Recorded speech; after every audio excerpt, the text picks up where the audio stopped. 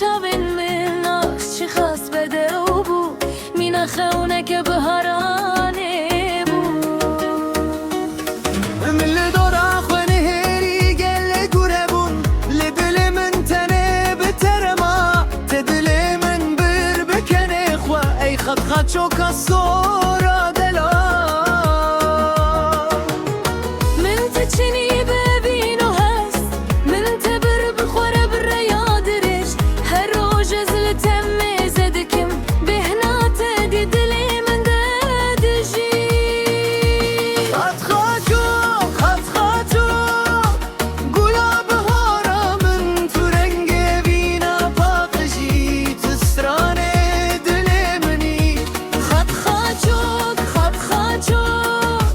ez te hez dikim her kar navê te dibêjim ez te hez dikim